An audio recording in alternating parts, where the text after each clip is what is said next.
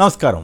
వార్తా విశ్లేషణ కార్యక్రమం లైవ్ షోకి స్వాగతం. ముందుగా ఈరోజు విశ్లేషణ. సాక్షి ఆంధ్రప్రదేశ్ జైహో బీసీ అసెంబ్లీ లోక్సభ కలిపి 59 స్థానాలను ఆ వర్గాలకు కేటాయించిన సీఎం జగన్ గత ఎన్నికల కంటే ఇప్పుడు 11 స్థానాలు అధికం అంటూ సాక్షి ఏపీ బ్యానర్గా ఇచ్చింది. నేటి నుంచి 10వ తరగతి పరీక్షలు ఈ నెల 30వ తేదీ వరకు ఎగ్జామ్స్ అంటూ వార్తనిచ్చారు. ఇకపై బర్త్ సర్టిఫికేట్లు తప్పనిసరి కలెక్టర్లకు సిఎస్ జవహర్ రెడ్డి ఆదేశాలు ఇచ్చారు. ఫుడ్ ప్రాసెసింగ్కు జిఎస్ఎస్ బూస్ట్ కార్యరూపం దాల్చుతున్న ఒప్పందాలు 30 లక్షల మందికి సేవల దిశగా ఆరోగ్య సురక్ష అంటూ మరో వార్తనిచ్చారు. తేలని సీట్లు, బాబుకు పోట్లు ఎటూ తేల్చుకోలేక చంద్రబాబు సతమతమవుతున్నారు. సాక్షి తెలంగాణ. నా రాజకీయం చూపిస్తా, ప్రభుత్వాన్ని పడగొడుతుంటే చూస్తూ ఊరుకుంటామా అని సీఎం రేవంత్ రెడ్డి చేసిన వ్యాఖ్యల్ని ప్రముఖంగా ఇచ్చారు.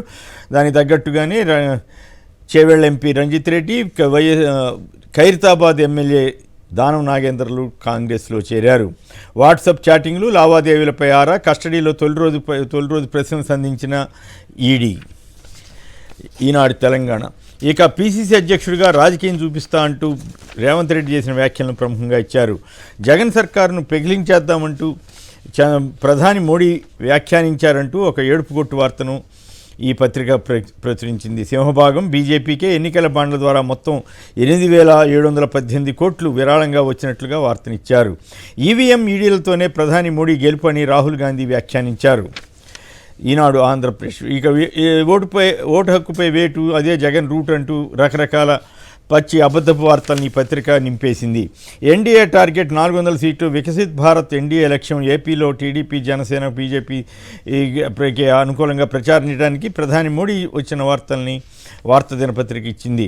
50,000 మించితే పట్టుకునే ఎన్నికల కోడ్ ఎఫెక్ట్, పోలీసులు తనిఖీలు జరగబోతున్న వార్తను వెలుగు పత్రిక ఇచ్చింది. ఇక పాలమూరు ప్రాజెక్టుకు ప్రాజెక్టు అనుమతుల ప్రక్రియను నిలిపివేసిన కేంద్రం అంటూ నమస్తే తెలంగాణ పత్రిక ప్రముఖంగా ఇచ్చింది. ఎలక్ట్రల్ బాండ్స్ ద్వారా 5 అగ్ర పార్టీలకే 87% నిధులు సమకూరాయని టైమ్స్ ఆఫ్ ఇండియా తెలిపింది.